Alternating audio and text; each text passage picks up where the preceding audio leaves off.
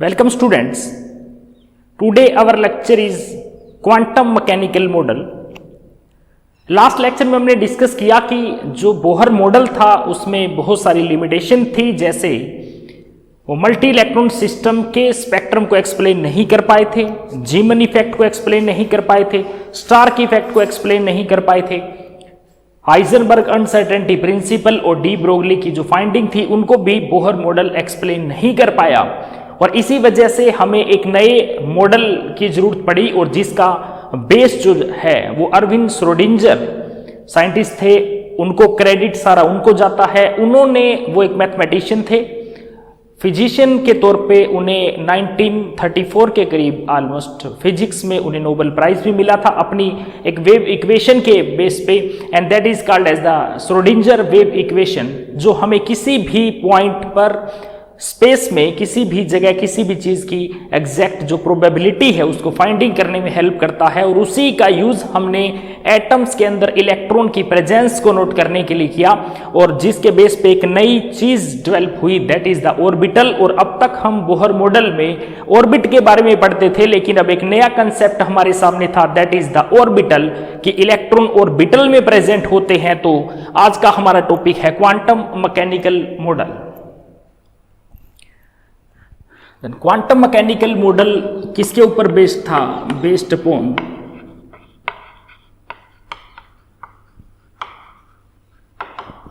Schrödinger wave equation. Schrodinger wave equation एक double differential equation थी।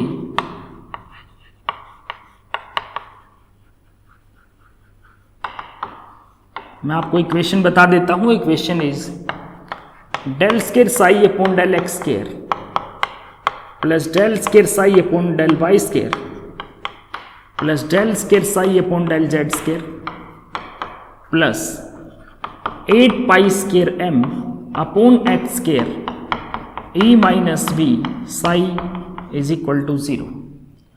That equation is called as Schrodinger wave equation. इस equation में उन्होंने कहा कि ये साई क्या चीज है। देखिए, मान लीजिए कि मेरे पास एक इलेक्ट्रॉन है। डी ब्रोगली के अकॉर्डिंग जो पार्टिकल है, तो इलेक्ट्रॉन एक मैटर है और माइक्रोस्कोपिक पार्टिकल है, तो जाहिर सी बात है उसका वेव नेचर भी होगा।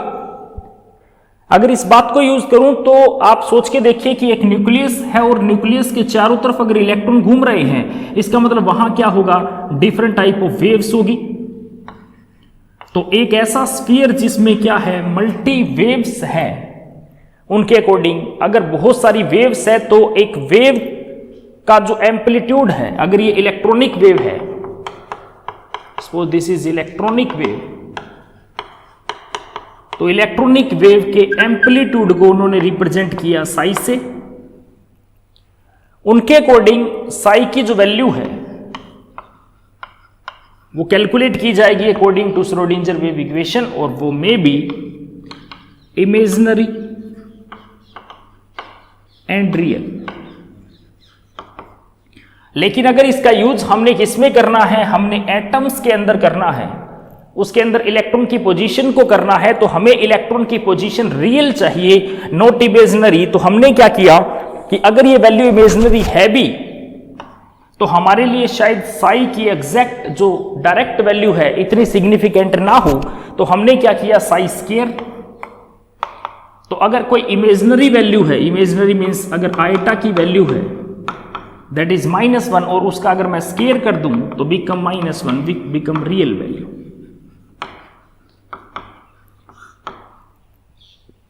और हमें इलेक्ट्रॉन की रियल पोजीशन चाहिए थी, इसीलिए हमने साई की जगह किसको यूज किया? साई स्केयर को। ये एग्जाम में क्वेश्चन भी पूछ लिया जाता है कि साई और साई स्केयर का सिग्निफिकेंस बताइए। तो साई सिर्फ इलेक्ट्रॉनिक वेव के एम्पलीट्यूड को रिप्रेजेंट करती है, तो वहीं साई स्केयर जो है, साई स्केयर रिप्रेजेंट करता है इलेक्ट्रॉन की प्रोबेबिलिटी, फाइंडिंग ऑफ इलेक्ट्रॉन की probability in the given space. तो इन्हीं बातों को यूज करते हुए एक कंसेप्ट दिया गया जो था ऑर्बिटल। देखिए, आप ऑर्बिटल को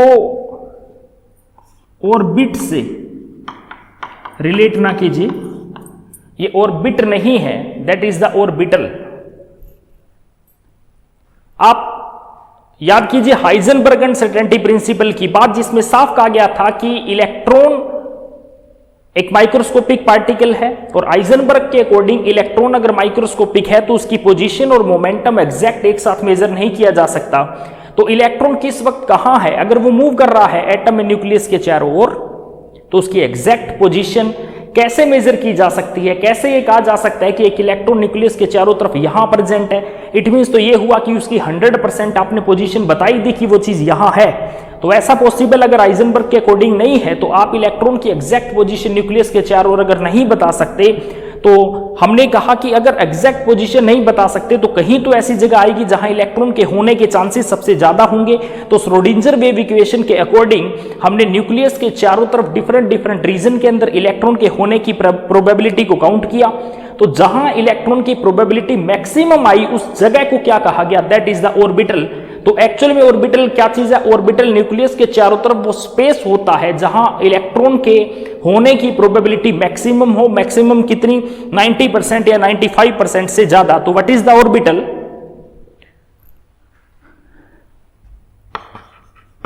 orbital is the space around the nucleus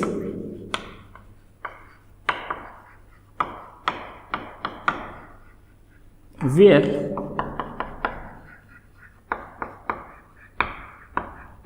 probability of finding electron is maximum। अब मैक्सिमम कितनी, ग्रेटर देन 90 to 95%। अगर चांसेस इससे ज्यादा है तो ऐसे रीजन को क्या बोला गया, ऑर्बिटल बोला गया। अब ऑर्बिटल हमने क्या किया, डिफरेंट देखिए, अगर एटम स्फेरिकल है और एटम अगर 3 डायमेंशनल है तो हमने क्या किया होगा, न्यूक्लियस के चारों तरफ डिफरेंट एक्सिस के ऊपर पता लगाया होगा कि इलेक्ट्रॉन कहां प्रेजेंट है। तो उनके अकॉर्डिंग अगर बात करूं तो सपोज कर लीजिए कि एक ऐसा केस है, एक ऐसा एटम है जिसके अंदर किसी एक पर्टिकुलर एक्सिस पे किसी एक पॉइंट पर इलेक्ट्रॉन के होने की प्रोबेबिलिटी मैक्सिमम है और उसी पर किसी एंगल पे चलूं तो वहां नहीं है।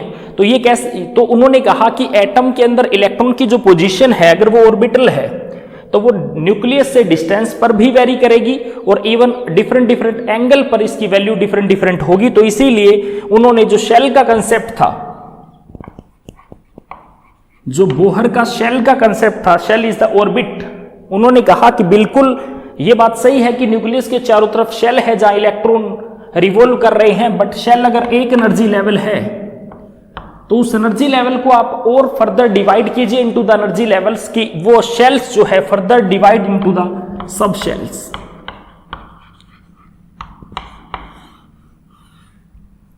कि जो शेल्स होती है फर्दर उन एनर्जी लेवल को सब शेल्स में डिवाइड किया जाता है और सब शेल कैसी कैसी होती है, named as s, p, d and f सब शेल।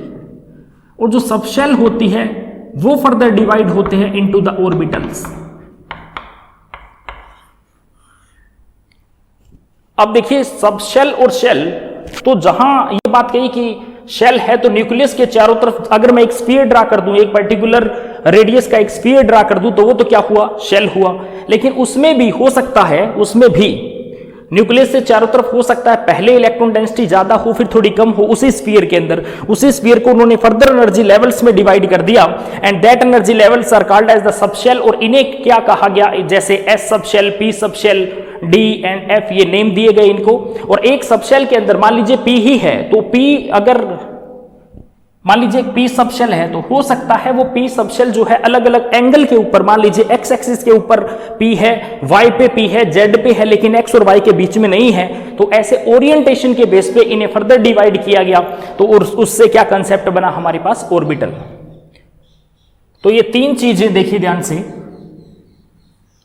बोहर के अकॉर्डिंग सिर्फ शेल था, लेकिन क्वांटम मैकेनिकल मॉडल में शेल को फर्दर डिवाइड किया गया इनटू द सबशेल और सबशेल को फर्दर डिवाइड किया गया इनटू द ऑर्बिटल्स। तो शेल में क्या है, सबशेल्स है, और सबशेल में क्या है, ऑर्बिटल्स है, और ऑर्बिटल्स के अंदर क्या है, इलेक्ट्रॉन प्रेजेंट होते हैं। तो इलेक्ट्रॉन कहाँ है, अगर आप आपसे पूछे तो पहले हम कहा करते थे कि इलेक्ट्रॉन शेल में रिवॉल्व कर रहे हैं, ये बात तो सही है, लेकिन आप ये कहेंगे अब कि इलेक्ट्रॉन ऑर्बिटल्स में है, ऑर्बिटल सबशेल में है, और सबशेल शेल के अंदर है जो न्यूक्लियस के चारों तरफ है। अगर इसके अकॉर्डिंग बात करूं तो एक इलेक्ट्रॉन की अगर कोई एग्जैक्ट पोजीशन बताने की कोशिश करे कि इलेक्ट्रॉन कहां प्रेजेंट है, तो उसे किस ऑर्बिटल में है, किस सबशेल में है और किस शेल में है, सारी डिटेल बतानी पड़ेगी। तो इसके लिए एक इलेक्ट्रॉन की एग्जैक्ट स्ट्रक्चर, एग्जैक्ट इंफॉर्मेशन पता करने के लिए हमें जरूरत पड़ी क्वांटम नंबर्स की। नाउ क्वांटम नंबर्स, आज हम डिस्कस कर रहे हैं क्वांटम नंबर। तो क्वांटम नंबर क्या चीज है? Quantum number are the set of 4 number. खुद क्वांटम नंबर क्या है? Set of 4 numbers which gives complete information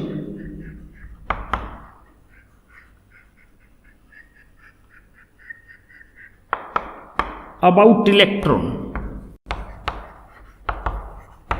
इसका एग्जाम्पल आप लास्ट तक जैसे जैसे चलेंगे आपको बहुत अच्छी तरह समझ आ जाएगी। विद एग्जाम्पल आपको समझा देता हूं कि एक इलेक्ट्रॉन है और उसकी एग्जैक्ट अगर आपको इंफॉर्मेशन चाहिए तो आपको कुछ नंबर्स बताने पड़ेंगे। अगर आपके पास वो नंबर है तो आप उसके इलेक्ट्रॉन की एग्जैक्ट पोजीशन बता सकते हैं कि वो कहाँ है। मैं इसको एक एग्जाम्पल से आपको समझाता हूँ। मान लीजिए कि किसी एक पर्सन का घर कहीं इंडिया के अंदर कहीं भी है या फॉरेन में कहीं भी है, तो हमने इंडिया के अंदर जो सिस्टम बना रखा है वो क्या है कि एक स्टेट है मान लीजिए, और उसके अंदर क्या है, एक स्टेट में डिफरेंट डिस्ट्रिक्ट्स हैं, डिस्ट्रिक्ट में ब्लॉक्स हैं। मान लीजिए एक शहर की बात करता हूं तो वहां क्या है, वहां वार्ड बने हुए हैं, उनमें अगर एक घर है और घर में कहीं कोई बंदा रहता होगा, तो हमें अगर किसी की एग्जैक्ट पोजीशन चाहिए तो हमें कई चीजें बतानी पड़ेगी। मान लीजिए आप एक स्टूडेंट की बात कीजिए जो किसी स्कूल या कॉलेज में पढ़ता है और आप उससे एट ए टाइम मिलना चाहें तो आप पहले जाएंगे स्कूल में, तो आप जाके आपको बताना पड़ेगा कि पहले वो किस क्लास में है, क्लास के बाद किस सेक्शन में है, सेक्शन के अंदर कि उनका क्या रोल नंबर है, तब जाके आपको एग्जैक्ट की 2-3 बातें आपको पहले बतानी पड़ेगी, फिर आपको उस पर्सन के बारे में एग्जैक्ट इन्फॉर्मेशन मिल सकती है। सिमिलरली एक एटम के बारे में भी अगर आपको जानना हो तो कुछ नंबर्स हैं, अगर उन नंबर की डिटेल आपके पास है तो आप उस इलेक्ट्रॉन के बारे में कंप्लीट इंफॉर्मेशन दे सकते हैं कि उसकी मोमेंटम क्या है, उसकी वेलोसिटी क्या है, उसकी एनर्जी क्या है, या कहां वो एग्जिस्ट कर रहा है, क्या उसका मैग्नेटिक कैरेक्टर होगा। तो कंप्लीट आप इंफॉर्मेशन इससे दे सकते हैं। तो यहां जो हम बात कर रहे हैं, आज टॉपिक हमारा है क्वांटम नंबर्स। देखिए ये 4 क्वांटम नंबर कौन कौन से हैं। First is the principal quantum number, second is azimuthal quantum number, third is magnetic quantum number, and fourth is spin quantum number। यहां एक क्वेश्चन अभी बता देता हूं कि जो श्रोडिंगर वेव इक्वेशन के बेस पे अगर क्वांटम नंबर्स दिए गए तो पहले सिर्फ 3 ही क्वांटम नंबर थे हमारे पास। अगर आपसे पूछे कि कौन से ऐसे क्वांटम नंबर है जो श्रोडिंगर वेव इक्वेशन के बेस पे एक्सप्लेन नहीं हुआ, that is the spin quantum number. ऐसा था जो श्रोडिंगर वेव इक्वेशन के बेस पे एक्सप्लेन नहीं हुआ, तो हमें एक एक्सपेरिमेंट किया गया जिसके अंदर हम देखिए, मैं स्पिन के बारे में भी आपको बता देता हूं। एक जो सिल्वर एटम्स थे, सिल्वर एटम्स की एक बीम के तौर पे हमने एक मैग्नेटिक फील्ड के अंदर सिल्वर एटम्स को भेजा, तो वहां से उनकी जो रेडिएशन थी वो स्प्लिट हो रही थी, तो उससे जो उनका मैग्नेटिक फील्ड था, मैग्नेटिक फील्ड से वो डेविएट हो रहे थे, डिस्पर्स हो रहे थे। तो यहां से एक बात क्लियर हुई कि उस एक्सटर्नल मैग्नेटिक फील्ड ने उन एटम्स के ऊपर कोई ना कोई फोर्स लगाया होगा जिसकी वजह से वो अपने पाथ को चेंज कर गए होंगे। तो इसी से कंक्लूजन निकाला गया कि एक एटम्स जो होता है उसके पास भी क्या है, उसके इलेक्ट्रॉन्स की वजह से मैग्नेटिक फील्ड हो सकता है और उस मैग्नेटिक फील्ड की इंटरेक्शन बाहर के मैग्नेटिक फील्ड के साथ होती है। तो ये मैग्नेटिक फील्ड किसकी वजह से होता है एक एटम के पास? उन्होंने कहा कि एक जो इलेक्ट्रॉन है वो एक टीनी मैग्नेट की तरह बिहेव करता है, जो कि जिसके पास खुद के पास एक साउथ पोल और एक नॉर्थ पोल होगा, और अगर आप एक्सटर्नल मैग्नेटिक फील्ड में उसको प्लेस करें तो वो एक्सटर्नल मैग्नेटिक फील्ड उसके मैग्नेटिक फील्ड के साथ इंटरेक्ट करेगा और एक फोर्स एक्सर्ट करेगा, जिसकी वजह से वो जो उसका पाथ था जो बीम के तौर पे था वो डिस्पर्ज हो सकता है, वो डिस्ट्रीब्यूट हो जाएगा डिफरेंट डायरेक्शन के अंदर। तो एक एटम के पास एक इलेक्ट्रॉन की वजह से जो मैग्नेटिक करैक्टर होता है, इसको किसने समझाया था? गार्लिक एक्सपेरिमेंट था, उससे हम इसको समझ पा रहे थे। तो स्पिन क्वांटम नंबर बाद में दिया गया था।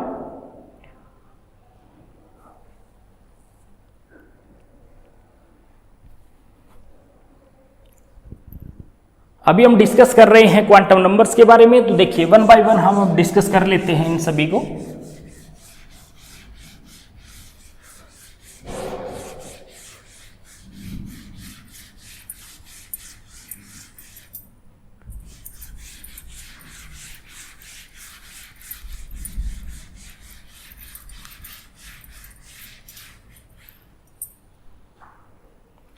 तो सबसे पहले हमारे पास है principal quantum number.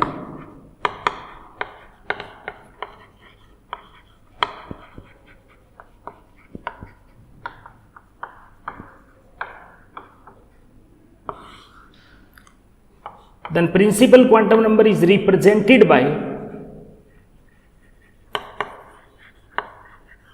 small n. Principal quantum number is represented by small n. It gives information about, देखिए इससे हमें क्या क्या इंफॉर्मेशन मिल सकती है।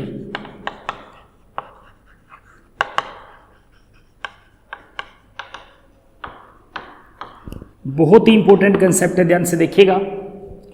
सबसे पहली बात कि इलेक्ट्रॉन किस शेल में एग्जिस्ट कर रहा है, मतलब सबसे पहले आपको पता लग जाएगा shell in which electron is present, कि आप जिस इलेक्ट्रॉन की बात कर रहे हैं वो किस शेल में है। तो जो उसका नंबर है वो इलेक्ट्रॉन न्यूक्लियस के उसी तरफ उसी शेल के अंदर मूव कर रहा होगा। जब उस शेल के बारे में पता लग जाएगा तो उसमें मैक्सिमम कितनी सब शेल है, ध्यान से देखिएगा क्या क्या चीज पूछी है। मैक्सिमम नंबर ऑफ सब shell,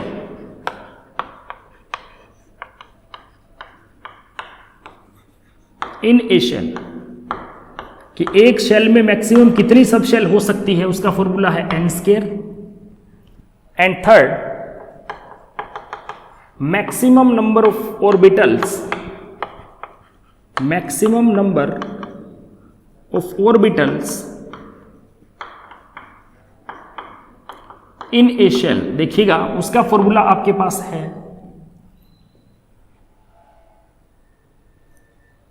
maximum number of subshell is n and maximum number of orbitals is n square and maximum number of electrons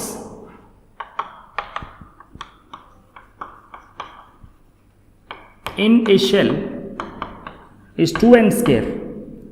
मैं इसे एग्जाम्पल से इन चारों बातों को समझा देता हूं। मान लीजिए कि आप फर्स्ट शेल की बात कर रहे हैं, बोहर के अकॉर्डिंग फर्स्ट शेल, तो क्वांटम नंबर के according n is equal to 1। तो पहली शेल में अगर आपसे पूछे कि सब शेल कितनी है, then subshell is equal to n which is equal to 1। तो कौन सी सब शेल है? Only s। Maximum number of orbital पूछे तो इसमें ऑर्बिटल्स कितने हुए? n square means 1 square. Yes, इसका मतलब सिर्फ इसमें एक ही ऑर्बिटल है, वो खुद कौन है? s। And maximum electrons is equal to 2n square means 2 into 1 square that is 2। तो इसमें कितने इलेक्ट्रॉन आ सकते हैं? 2 ही इलेक्ट्रॉन आप भर सकते हैं s में। तो ऐसे ही आप एग्जांपल लीजिए सेकंड शेल का, then n is equal to 2। तो सब शेल कितनी हुई? Is also 2। कौन कौन सी है? एक s और एक p। Now orbitals is n square, then 2 square is equal to 4। तो 4 ऑर्बिटल है कौन कौन से, एक s, एक px, एक py और एक pz, and maximum number of electrons are 2n square means 8। तो 4 ऑर्बिटल में 8 इलेक्ट्रॉन भरे जा सकते हैं, s में 2, px में 2, py में 2, pz में 2। तो टोटल इलेक्ट्रॉन कितने फिलअप कर सकते हैं आप, 8।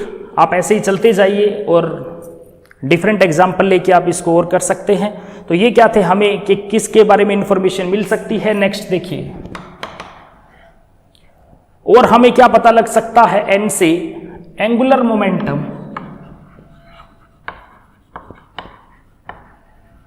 Angular momentum of electron in a shell. एक शेल में एक इलेक्ट्रॉन है, उसका एंगुलर मोमेंटम कैलकुलेट करना है। तो इसका बड़ा सिंपल सा फॉर्मूला है NH/2π। आप एग्जांपल देखिए, मान लीजिए फर्स्ट शेल है, वहां कोई है तो n बिकम 1 बिकम h/2π। तो ऐसे ही सेकेंड शेल में अगर कोई इलेक्ट्रॉन घूम रहा है 2h/2π मीन्स h/π। ऐसे ही थर्ड के लिए 3h/2π एंड सो ऑन। आप क्या कर सकते हैं, कैलकुलेट कर सकते हैं। तो इस तरीके से हम क्या निकाल सकते हैं, एंगुलर मोमेंटम निकाल सकते हैं एक इलेक्ट्रॉन का, कि किसी शेल में अगर वो है तो उसका एंगुलर मोमेंटम क्या होगा। और इससे क्या कैलकुलेट किया जा सकता है, अगर n की वैल्यू ही शेल है तो इससे आप क्या निकाल सकते हैं, रेडियस ऑफ एटम। मतलब ओवरऑल ये किसके लिए बेनिफिशियल है, to determine size of atom.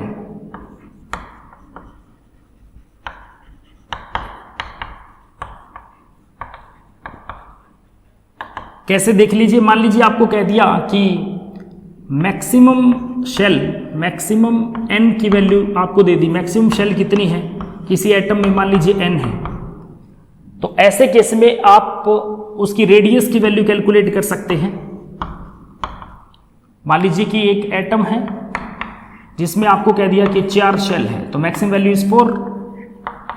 तो आप इसकी रेडियस कैलकुलेट कर सकते हैं फोर्थ शेल की। कैसे, R0 into n square by Z. R0 की वैल्यू यहां पे फिक्स है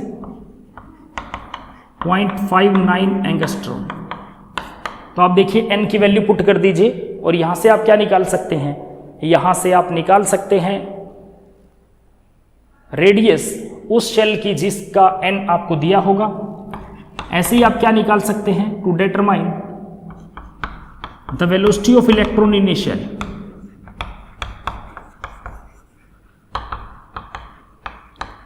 एक शेल में इलेक्ट्रॉन की वेलोसिटी क्या होगी वो भी आप कैलकुलेट कर सकते हैं। उसका फॉर्मूला रहेगा V0 Z/n। देखिए यहां V0 की वैल्यू कांस्टेंट है 2.8 इंटू 10⁻⁻16 मीटर पर सेकेंड। ये वैल्यू भी फिक्स है। तो Z नंबर ऑफ Z जो है एटॉमिक नंबर हो जाएगा, तो जिसकी भी बात कर रहे हैं उसका Z पुट कर दीजिए। और n जो है आपके पास वो क्या है, शेल है, तो आप ये वैल्यू पुट कर दीजिए। यहां से आप क्या निकाल सकते हैं, वेलोसिटी कैलकुलेट कर सकते हैं। और वेलोसिटी के साथ ही आप time period, time of revolution calculate कर सकते हैं। और टाइम ऑफ रिवोल्यूशन का फॉर्मूला आपके पास होगा T0 n³ upon Z²। Similar आप निकाल सकते हैं, अगर टाइम ऑफ रिवोल्यूशन आपके पास है then you can calculate the frequency. Frequency is the 1/T। Frequency से आप कैलकुलेट कर सकते हैं एंगुलर फ्रीक्वेंसी। देखिए फ्रीक्वेंसी से आप कैलकुलेट कर सकते हैं एंगुलर फ्रीक्वेंसी। और क्या क्या चीज हम बता सकते हैं,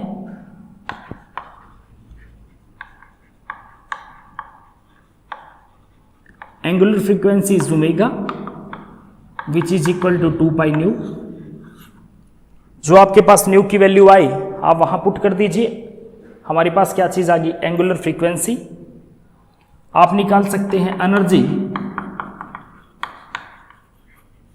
ऑफ इलेक्ट्रॉन इन शेल। किसी भी शेल में इलेक्ट्रॉन की एनर्जी क्या होगी, उसका फॉर्मूला आपके पास रहेगा -13.6 Z² इलेक्ट्रॉन वोल्ट। आप यहाँ से क्या कैलकुलेट कर सकते हैं, उस शेल की एनर्जी कैलकुलेट कर सकते हैं। इलेक्ट्रॉन जहाँ भी प्रेजेंट होगा, जिस भी शेल में होगा, आप उसकी एनर्जी कैलकुलेट कर सकते हैं।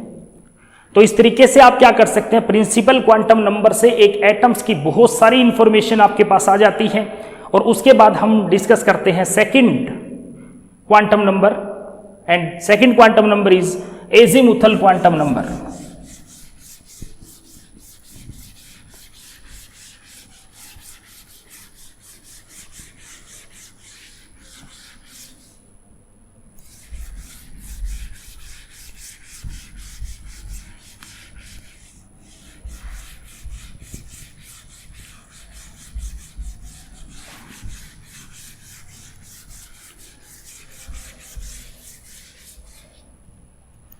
Now second quantum number is azimuthal quantum number.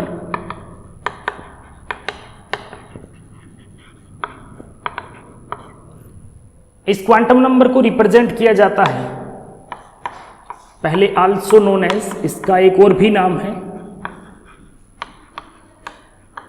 Subsidiary quantum number, represented by small l, represented by small l, its value depends upon, इसकी वैल्यू किस पे डिपेंड करेगी, n। इसकी वैल्यू ऑलवेज क्या होगी, 0 to n-1, 0 to n-1।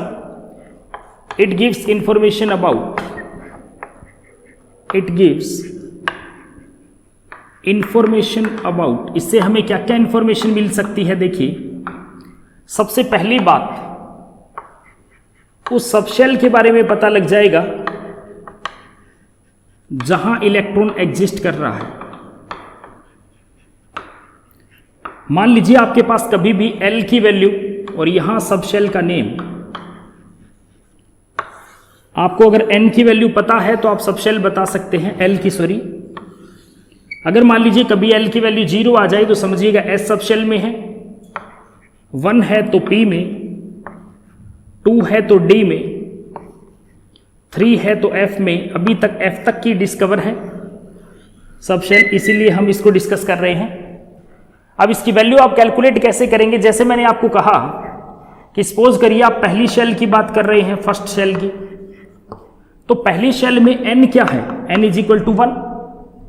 अगर n की value क्या है, मेरे पास n की वैल्यू हुई 1, तो अगर n 1 है तो मेरे पास l की वैल्यू क्या हुई, l is equal to 0 to n-1। Then what is the n-1, n-1 is 1 - 1 that is 0। इसका मतलब इसकी l की एक ही वैल्यू पॉसिबल है, दैट इज 0। तो पहली शेल में सिर्फ क्या है, ओनली s सबशेल। अगर L ही है तो L किसको रिप्रेजेंट करता है, 0, S को, तो ओनली S सबशेल। तो आपके पास फर्स्ट शेल में क्या मिलेगा, सिर्फ S सबशेल मिलेगी। ऐसे ही मैं सेकंड एग्जांपल लेता हूं। मान लीजिए आपके पास सेकंड शेल है, आपके पास क्या चीज है, सेकंड शेल है, और सेकंड शेल के अंदर मान लीजिए आपके पास N की वैल्यू कितनी आई, 2, then L become 0 to 2-1, that is 0 to 1, तो वैल्यू हुई 0 and 1, दो वैल्यू हुई। तो एक 0 कोरस्पॉन्डिंग S, 1 कोरस्पॉन्डिंग P। इसका मतलब सेकेंड शेल कंटेन 2 सब शेल्स। इसका मतलब दूसरी शेल में क्या है, 2 सब शेल्स हैं। कौन कौन सी, 2S एंड 2P। ऐसे ही आप थर्ड शेल में देखिए, अगर आप थर्ड शेल की बात करते हैं तो थर्ड शेल में क्या होगा, L become 0 to 3-1, that is 0 to 2, 0 to 2 में 0, 1 and 2, 0 represent S, 1 represent P and 2 represent D। तो थर्ड शेल में हमारे पास क्या है, 3 सब शेल है, 3S, 3P एंड 3D। तो थर्ड शेल में हमारे पास क्या है, 3 सब शेल है। फोर्थ में हमारे पास क्या है, 4 है। और फिफ्थ की बात करें तो क्योंकि मैंने जैसे आपको कहा कि 4 ही डिस्कवर है, तो फिफ्थ में, 6 में, 7th में और आगे आप बात करें तो क्या है, हमारे पास 4 ही होगी। और n की वैल्यू आप इन्फिनिटी तक ले सकते हैं ऐसे तो, लेकिन आज डिस्कवर कितने हैं, 7 ही। आगे और भी अगर डिस्कवर होते हैं तो ये वैल्यू बढ़ती चली जाएगी, तो n की वैल्यू आप इन्फिनिटी तक ले सकते हैं। देखिए अभी बात चल रही थी कि और क्या क्या इंफॉर्मेशन इससे हम मिल सकती है हमें। जैसे सबशेल के बारे में तो हमें पता लग ही गया, तो हम क्या निकाल सकते हैं, मैक्सिमम ऑर्बिटल्स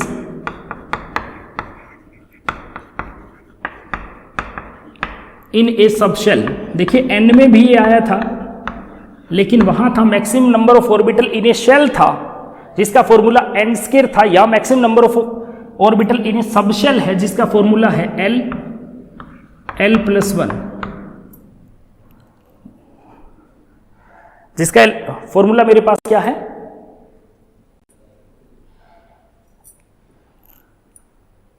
l+1। देखिए मान लीजिए कि आपके पास l की वैल्यू 0 है, then this become 0 into 0 + 1 become 0। अगर l की वैल्यू आपके पास 1 है, देन 1 + 1 = 2। तो कितने ऑर्बिटल है उसके पास, सॉरी, +2 become 3।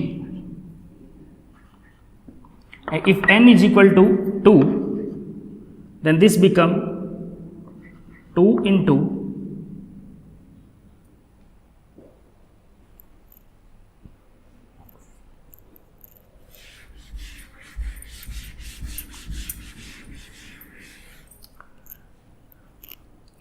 देखिए नेक्स्ट हम बात करते हैं और क्या क्या बेनिफिट इसका है। तो हम निकाल सकते हैं maximum number of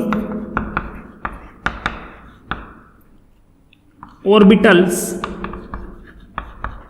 in a subshell. आप ध्यान से देखिए, पहले हमने जो डिस्कस किया वो शेल था, और अब हम जो बात कर रहे हैं, पहले जो प्रिंसिपल क्वांटम नंबर था उसमें हमने एक शेल में कितने ऑर्बिटल्स हैं वो कैलकुलेट किया था, और हम यहां बात कर रहे हैं कि एक सब शेल में कितने ऑर्बिटल हैं उनको काउंट करने की बात कर रहे हैं। तो ये फॉर्मूला होगा 2l+1। आप एग्जांपल देखिए, मान लीजिए आपके पास l = 0, मीन्स आप s सब शेल की बात कर रहे हैं, तो मेरे पास ऑर्बिटल्स कितने हुए,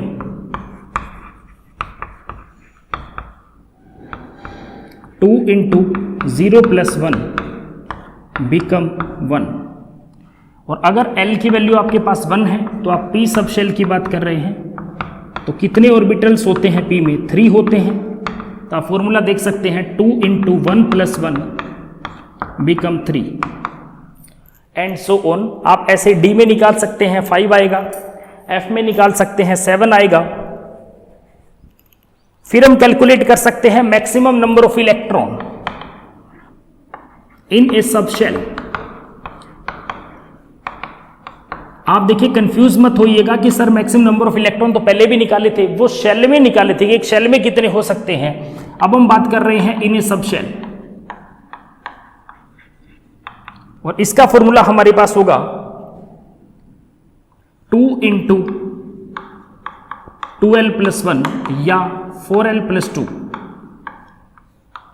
देखिए 2 टाइम्स हो गया, तो जो पहली जो s है उसमें 1 into 2 = 2 इलेक्ट्रॉन आ सकते हैं। दूसरी में कितने आ सकते हैं, दूसरी में 6 आ सकते हैं। देखिए मतलब वैल्यू अगर 1 पुट कर दे p में तो 6 इलेक्ट्रॉन आ सकते हैं। d में आपके पास कितने आ सकते हैं, 5 ऑर्बिटल है तो 10 आ सकते हैं।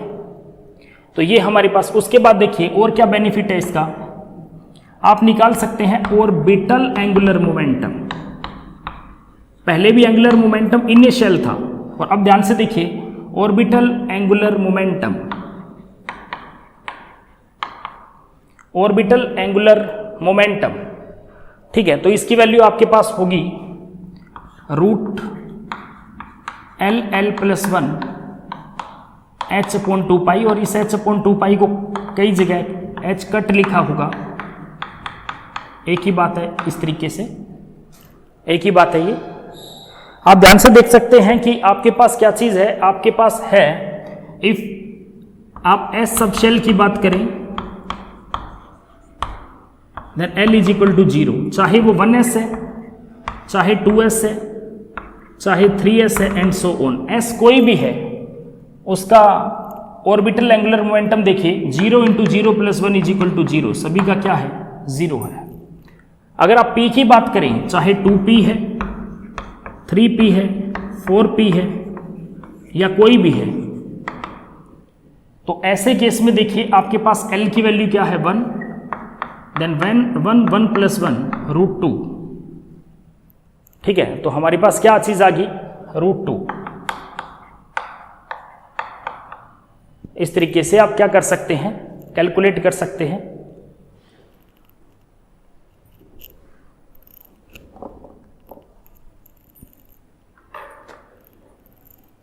अब देखिए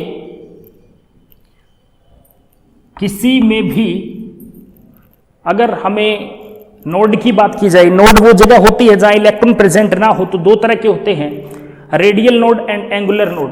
तो देखिए स्पेस पड़ा है, अभी लिख देता हूं, दो वर्ड यूज करता हूं, रेडियल नोड,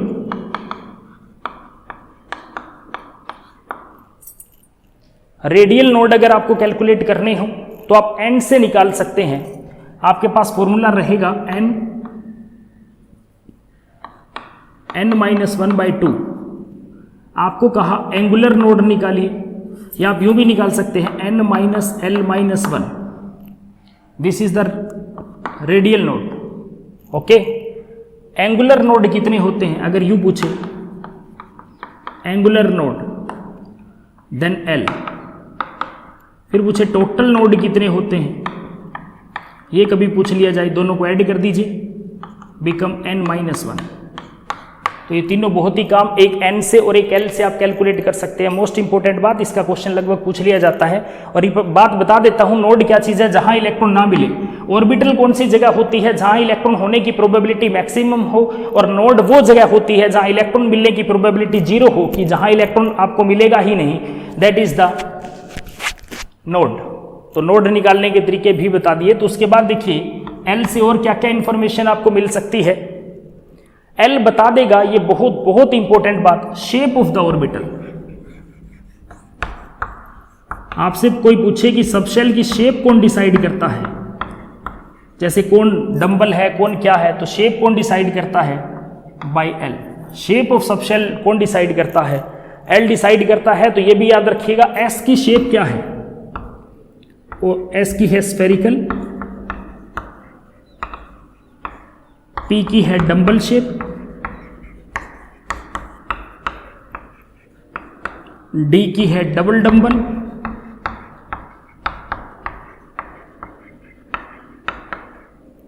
और एफ की कॉम्प्लेक्स ज्योमेट्री है। तो आप इससे क्या बता सकते हैं, आप ध्यान से देखिए, आप काफी इंफॉर्मेशन इससे कलेक्ट कर सकते हैं। तो ये हमारे पास क्या हुआ, that is the azimuthal quantum number. और अब हम बात कर रहे हैं किसकी, मैग्नेटिक क्वांटम नंबर की।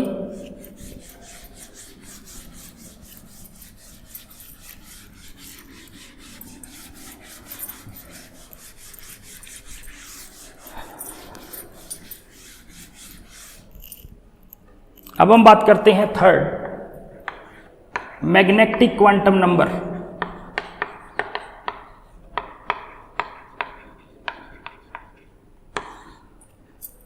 Magnetic quantum number is represented by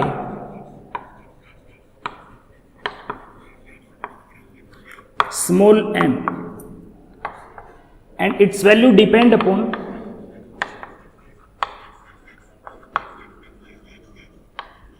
small l। तो l से डिसाइड होगा m की वैल्यू का। तो m की वैल्यू ऑलवेज क्या होती है, -L2 + L। देखिए m क्या बताता है, it give information about the orbital in which electron is present. Which electron is present, F की सब शेल आज तक कंप्लीट डिस्कवर नहीं हुई, इसलिए हम D तक की ही ऑर्बिटल को डिस्कस करते हैं। देन ऑर्बिटल्स ऑफ सब शेल्स,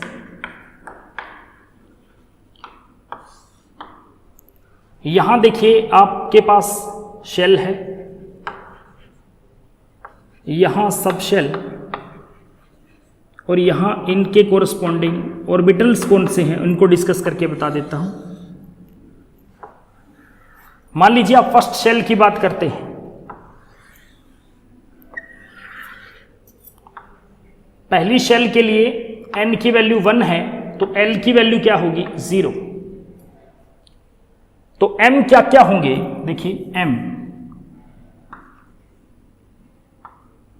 ठीक है, तो m की वैल्यू क्या होगी 0 होगी, और 0 किसको रिप्रेजेंट करता है s को, तो दिस बिकम 1s। ऐसे ही आप देखिए, अगर मान लीजिए सेकंड शेल की बात करते हैं तो आपके पास दो वैल्यू है 0 एंड 1। 0 रिप्रेजेंट करता है 0 को, अगर L 0 है तो M भी 0 होगा, ये तो रिप्रेजेंट करता है 2s को, और अगर L 1 है तो इसके कोरस्पॉन्डिंग क्या हुई, तीन वैल्यू -1, 0 एंड +1।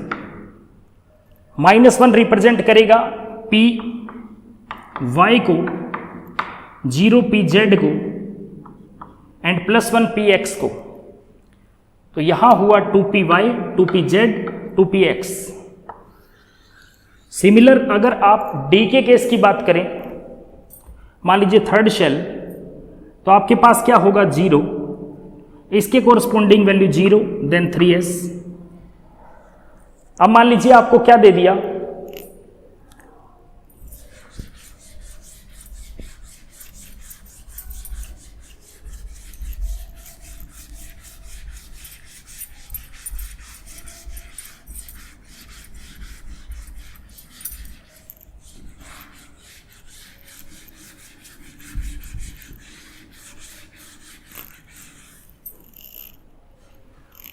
देखिए हमारे पास अगर n = 3 है तो L की वैल्यू क्या होगी 0, 1 एंड 2। अगर L 0 है तो इसका M क्या होगा, देखिए अब L और M की बात करता हूं, L 0 है तो M भी 0, तो यहां ऑर्बिटल कौन सा हुआ, ऑर्बिटल इज 3s। अगर 1 है then -1, 0 +1, this become 3py, 3pz, 3px, और अगर 2 है become -2, -1, 0 +1 +2, -2 represent d, yz, zx, 0 represent z square, 1 represent xy, and 2 represent x square minus y square. तो आपको ये याद रखने हैं, इन्हीं के बेस पे हम क्या बताएंगे कि कौन सा इलेक्ट्रॉन कहाँ प्रेजेंट है ये बात, और मैग्नेटिक क्वांटम नंबर के सिग्निफिकेंस की बात करता हूँ कि और क्या क्या इंफॉर्मेशन मिलती है। नाम से क्लियर है मैग्नेटिक, लेकिन याद रखिएगा कल को ये क्वेश्चन पूछ ले कि इससे मैग्नेटिक कैरेक्टर पता लगता है, तो ये बात सही नहीं है। Magnetic character spin quantum number से पता लगता है। इससे हमें क्या पता लगता है, it gives information about the orientation of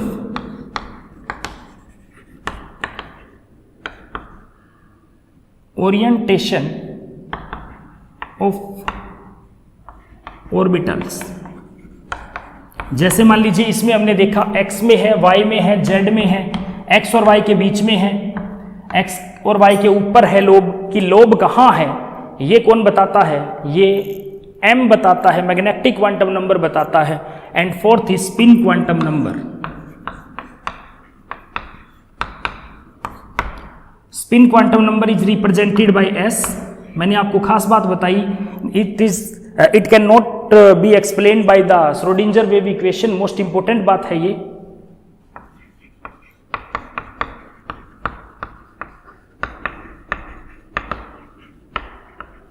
Schrodinger wave equation से आप इसको नहीं समझा सकते। ये बहुत इंपॉर्टेंट बात है। उसके बाद देखिए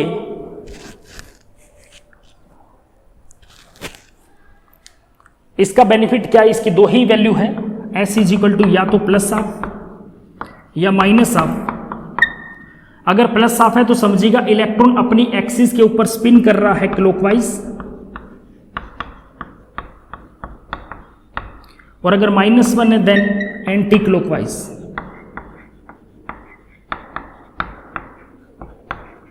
तो ये क्या हुए चारों क्वांटम नंबर। अब मैं आपको इन क्वांटम नंबर का यूज बता देता हूं। जैसे मान लीजिए कि आपको क्वेश्चन बताता हूं, पहले एक क्वेश्चन से यहां डिस्कस कर देता हूं, उसके बाद क्वेश्चन बाकी सारे ले लेंगे वन बाय वन। अब मान लीजिए आपको कहा कि calculate possible quantum number of last electron of chlorine atom, कि आप क्लोरीन एटम के लास्ट इलेक्ट्रॉन के क्वांटम नंबर बताइए। जैसे मैंने कहा था कि ये कंप्लीट इंफॉर्मेशन दे देगा, तो आपको 4 नंबर चाहिए। वो नंबर क्या है देखिए, सबसे पहला काम आपका है क्लोरीन की कॉन्फ़िगरेशन लिखना। क्लोरीन का एटॉमिक नंबर है 17, देन कॉन्फ़िगरेशन इज दिस। तो इसका लास्ट इलेक्ट्रॉन किस में एग्जिस्ट होगा, 3p5। तो इसका मतलब p में 3 ऑर्बिटल होते हैं, हमने यूं फिलअप कर दिए। 5 इलेक्ट्रॉन को आप कैसे भरोगे, पहले सब में एक एक, फिर पेयरिंग स्टार्ट करोगे लाइक दिस। तो लास्ट इलेक्ट्रॉन का जिक्र किया जा रहा था, लास्ट ये वाला है, ये लास्ट आप फिलअप करने के बाद देखिए तो लास्ट ये हुआ। अगर लास्ट ये है तो जो आगे इसके नंबर है दैट इज n। तो n की वैल्यू क्या हुई 3, p में है तो p किसको रिप्रेजेंट करता है, 1 को, तो इसका l है 1। m की बात करूं तो दिस इज -1, 0 एंड +1। तो ये किस में है, 0 में है, दिस इज 0। और s की वैल्यू अगर ये नीचे की तरफ साइन है, it means anti clockwise, means -half. तो क्लोरीन के क्वांटम नंबर क्या हुए, 310 -हाफ। ये 4 नंबर क्या है, क्लोरीन के लास्ट इलेक्ट्रॉन के क्वांटम नंबर है। ऐसे ही मान लीजिए कि मुझे कहा लास्ट इलेक्ट्रॉन, आप कोई मर्जी ले सकते हैं, देख लीजिए। मान लीजिए मुझे कहा कि 13th इलेक्ट्रॉन ओ पोटाशियम, पोटाशियम का एटॉमिक नंबर 19 है, then 1s2 2s2 2p6 3s2 3p1 13 हुए। देखिए 2 4 6 10 2 12 1 13 13। आपको 13 इलेक्ट्रॉन चाहिए, तो 13th कौन सा हुआ, p1 में है। आप पहले यूं लिखिए, p में एक ही भरना है तो आपने यहां फिलअप कर दिया। देखिए तो ये n क्या हुआ, n is equal to 3, l क्योंकि p में है देन 1, और उसमें भी पहला -1 फिर 0 फिर +1। तो ये m क्या हुआ, -1, और स्पिन क्या है, +हाफ। तो इसके क्वांटम नंबर है 3 1 -1 एंड +हाफ। क्लियर। तो इस तरीके से आप किसी के भी क्वांटम नंबर बता सकते हैं। और क्वांटम नंबर की और जो एप्लीकेशंस है, जैसे एनर्जी के अकॉर्डिंग अरेंज कर दीजिए, ये वो सारा, ये हम आपको क्वेश्चन में डिस्कस करके बता दूंगा मैं। अभी पहले यही था कि क्वांटम नंबर का सिग्निफिकेंस क्या है, कैसे आप इसको एक्सप्लेन करोगे, तो ये मैं आपको इस लेक्चर में बता चुका हूं। तो बाकी जो इसके क्वेश्चंस हैं वो सारे मैं नेक्स्ट लेक्चर में डिस्कस करूंगा। तो ये जो टॉपिक है इसमें से कंफर्म है कि क्वेश्चन आपका एग्जाम में आएगा ही आएगा, इसलिए मैं इसको और डिटेल से भी डिस्कस कर देता हूं क्वेश्चन की हेल्प से, कि आपको किस किस टाइप से क्वेश्चन पूछे जा सकते हैं। पॉसिबल क्वांटम नंबर पूछे जा सकते हैं, क्वांटम नंबर दिया जा सकता है, एटम कौन सा है ये पूछा जा सकता है, किस एटम के अंदर कौन सा इलेक्ट्रॉन है ये पूछा जा सकता है, कौन सा पॉसिबल है कौन सा नहीं है ये पूछा जा सकता है। तो इसका कोई ना कोई क्वेश्चन आपको दिया जाएगा। तो नेक्स्ट लेक्चर में इसके क्वेश्चन को मैं डिस्कस करता हूं। Thank you.